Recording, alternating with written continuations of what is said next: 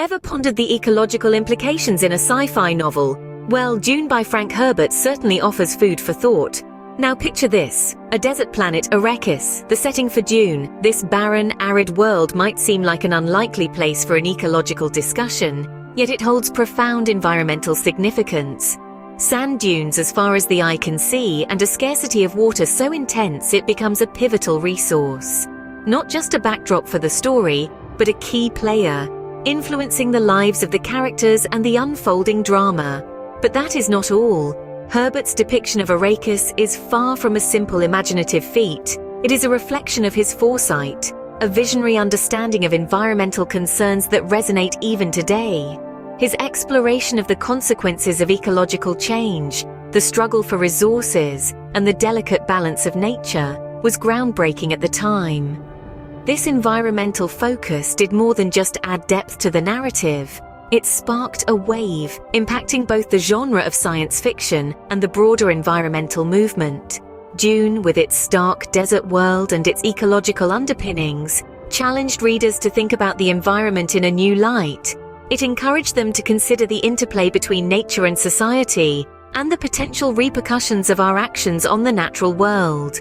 Herbert's environmental foresight also extended to his anticipation of future power struggles and technological advancements. In Dune, control of Arrakis and its precious resource, the spice melange, is a central conflict, mirroring our real-world struggles over resources like oil and water. And so, Dune goes beyond the realms of typical science fiction. It is not just about futuristic technology or alien societies. It's a novel that delves into the heart of our relationship with the environment, presenting a world where ecological balance is not just desirable, but essential for survival. So you see, Dune is not just a tale of adventures and power struggles, but a tale of the environment and how we interact with it.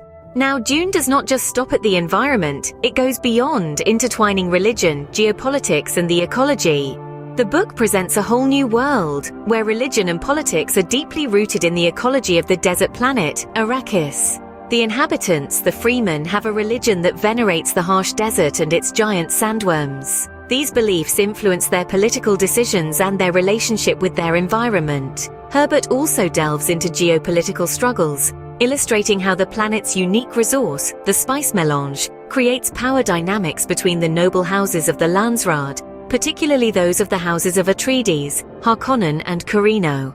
These struggles for control and dominance have profound implications on Arrakis's ecology, leading to drastic ecological changes. In Dune, Herbert highlights how the consequences of these changes are not just environmental, but societal too. He shows us that when the ecology of a place changes, so does its culture, its politics, and its religion. In Dune, the environment is not just a backdrop, it is a character, influencing and being influenced by the other elements of the story. Frank Herbert was more than just a writer, he was an environmental activist, and his passion is reflected in Dune. Herbert was a man who cared deeply for the environment, a trait that shines brightly in his work. His concern for the ecology was not just limited to the confines of his novels, but it extended into his personal life as well. He was inspired by his observations of sand dune stabilization efforts in Florence, Oregon, a process that involved the taming and shaping of these ever-shifting landscapes. This fascination was clearly mirrored in the environment of Arrakis, the desert planet that sits at the heart of Dune's narrative. But Herbert's environmental activism did not stop at observation. He was an advocate for renewable energy, a pioneer in his thinking. He believed in harnessing the power of nature for sustainable use, a concept that was far ahead of its time. This belief is mirrored in the world of Arrakis, where the inhabitants have learned to live in harmony with their harsh environment, using its resources wisely and respectfully.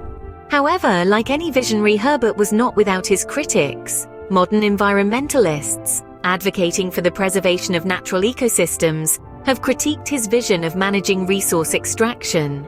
They argue that his approach is more about controlling and exploiting nature rather than preserving and coexisting with it.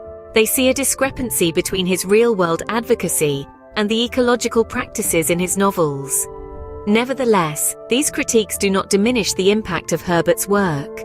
His vision has sparked conversations about environmentalism, resource management, and the human relationship with nature. It is a discussion that continues to this day, more than half a century after Dune was first published. Herbert's Dune is a testament to the power of sci-fi in addressing real-world issues like ecology. It is more than a novel, it is a call to action. Thank you for watching. Hope you found this video informative and entertaining. Please subscribe, like, share, and comment. We do like to know and hear your feedback. And if you have the means, please consider supporting us on Patreon, where you can get early access to our videos, and where we post bonus material. Till next time, this is Geeky Tidbits saying cheers and have a good day.